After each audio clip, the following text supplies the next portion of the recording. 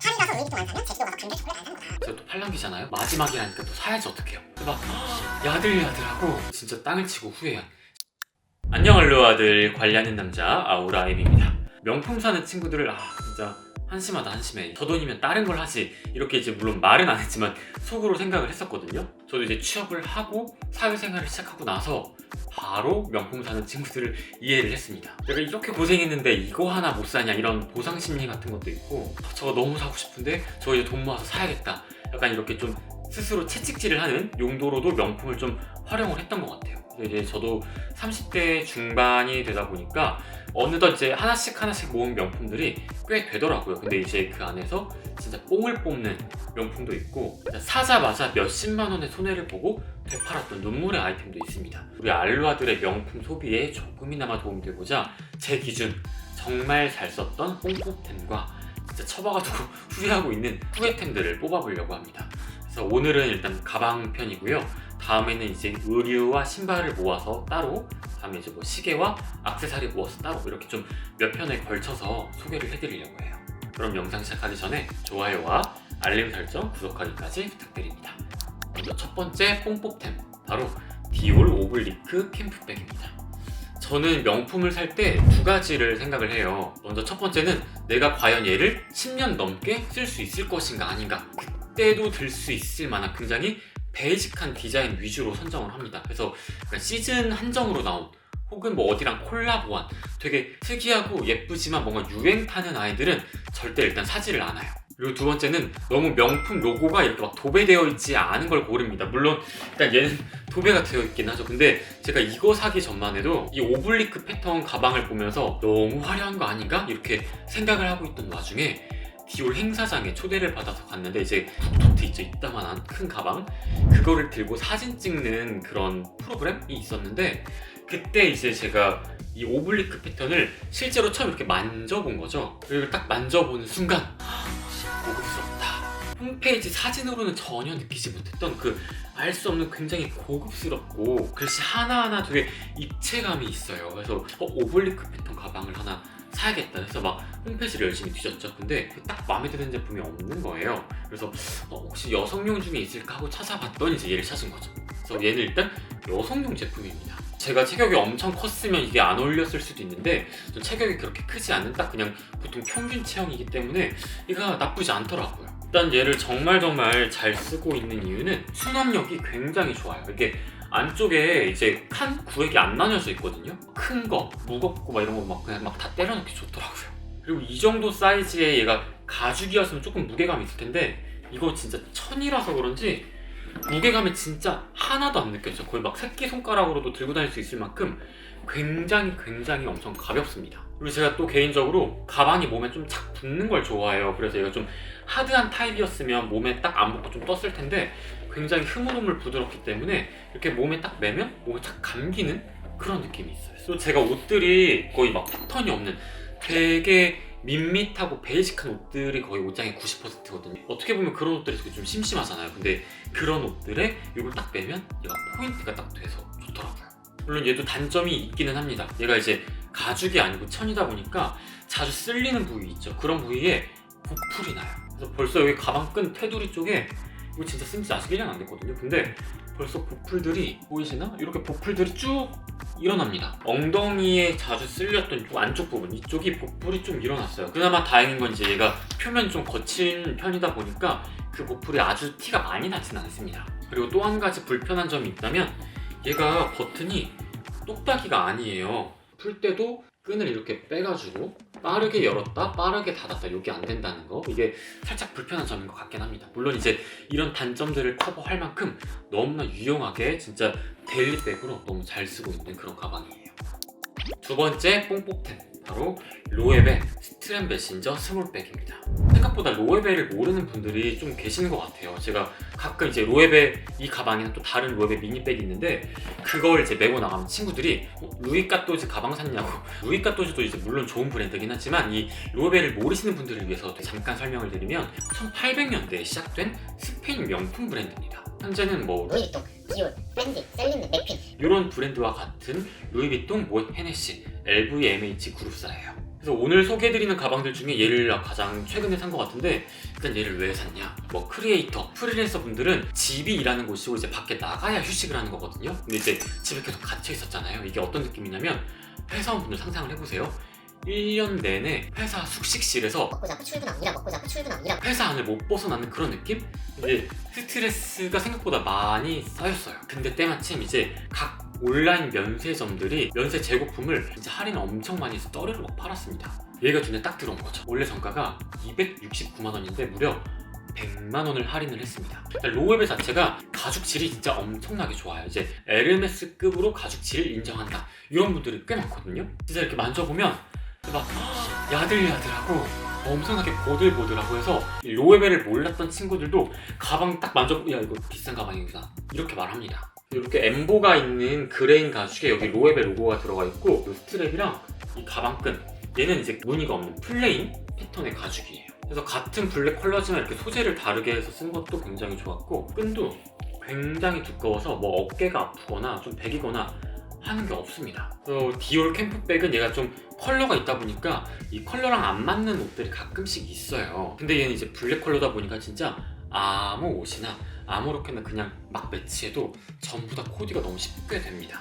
세 번째 뽕뽀템, 바로 디올 옴므 라이더 미니백입니다. 한국 매장이 아니라 뉴욕에 놀러 갔을 때 아울렛에서 구매를 했어요. 이거를 보고 딱 착용을 하니까 매니저분이 오셔가지고 이거 원래 지난주까지에는 백화점 매장에 있다가 오늘 처음으로 아울렛에 넘어온 제품이다. 심지어 새 상품 2개, 중고 DP용 제품 1개에서 총 3개가 들어왔는데 새 상품 2개 중에 1개는 이미 아까 아침에 나갔고 얘가 이제 마지막 피스다 이러는 거예요. 마지막이라니까 또 사야지 어떡해요. 얘도 원래 정가가 한 200만 원 정도 됐는데 반값 100만 원 세일해서 100만 원 정도였습니다. 매장 들어가고 나서 결제까지 5분이 채 안 걸렸던 것 같아요. 보통 이렇게 충동 구매를 하면 되게 좀 잘 안 드는 경우가 많은데 얘는 그때 여행지에서부터 바로 쓰기 시작해서 지금 2년이 넘게 지났는데도 아직까지 굉장히 잘 쓰고 있는, 얘가 일단 디자인이 되게 클래식한 듯 하지만 또 캐주얼함이 있어서 약간 어떤 룩에도 다 잘 어울리고요.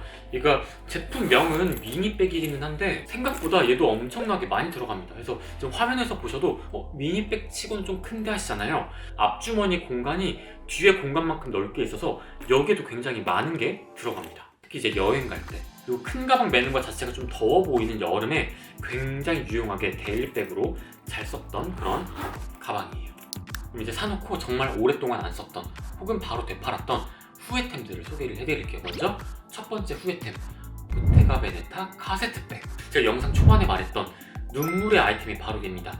사자마자 한 번도 밖에서 못 메고 되판 아이템. 꾸준하게 모았던 백화점 상품권이 한 80만 원어치 정도가 있었어요. 그래서 이걸로 뭘 살까 하다가 일단 보테가 매장을 갔죠. 왜냐면 한창 막 떠오르고 있을 때니까. 매장에 가자마자 제 눈에 딱 들어온 게 이 가방이 아니라 신발이었어요. 그래서 가격을 딱 보아하니 상품권 가격에 한 30만 원 보태면 사겠다 해서 30만 원으로 보테가 베네타 신발을 사네? 해서 신발을 사려고 하던 찰나에 직원분께서 이렇게 말씀을 하시더라고요.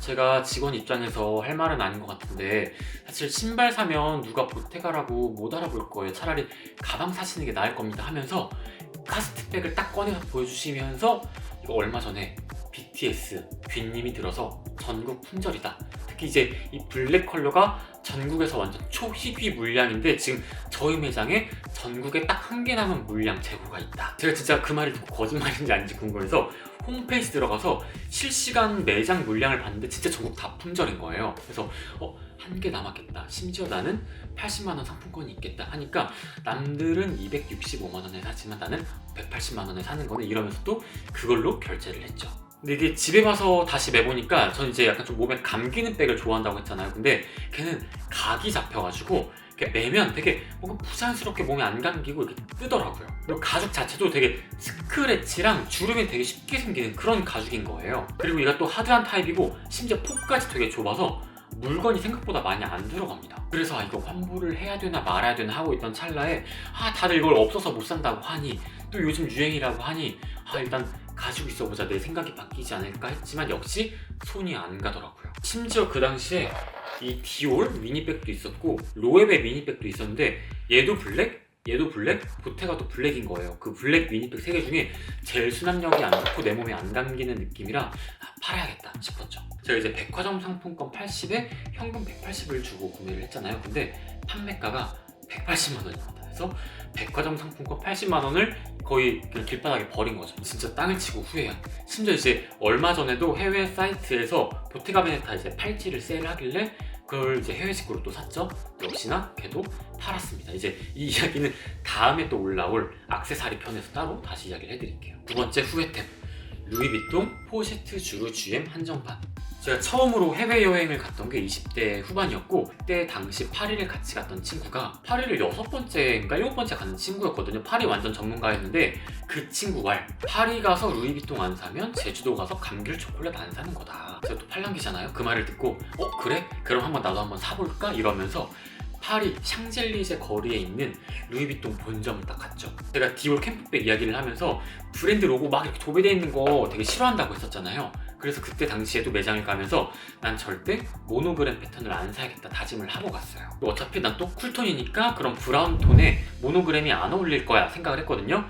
근데 이제 얘가 딱 눈에 들어온 거죠. 얘는 이제 모노그램 코발트라 그래서 이렇게 좀 네이비 톤에 모노그램 패턴이 톤온톤으로 이렇게 들어가 있습니다. 얘는 뭔가 이제 좀 대놓고 보여주는 느낌이 아니라 약간 은근슬쩍 보여주는 느낌? 그리고 또 이렇게 띠가 들어가 있으니까 얘가 더 티가 안 나는 거예요. 그래서 내가 좋아하는 명품 스타일과 잘 맞다. 게다가 이제 파리니까 루이비통이 얼마나 또 싸겠어요. 지금은 이제 이런 GM 사이즈가 한국 정가가 100만 원 이상이 다 넘어가는데 그 당시 구매했을 때는 한화 한 60만 원대에 구매를 했던 걸로 기억을 합니다. 심지어 이제 한정판이라는 말에 진짜 잘 샀다 이러고 있었죠. 근데 6년이 지난 지금 이거 진짜 한 20번도 안 든 것 같아요. 그 이유는 수납이 정말 안 됩니다. 얘가 밑에 공간 없이 완전 이렇게 얇고 플랫합니다. 카메라는 아예 안 들어가고 보조 배터리, 쿠션, 립 요 정도 들어가면 가운데가 이렇게 방방하게 이렇게 올라와요. 한번 넣어볼까요?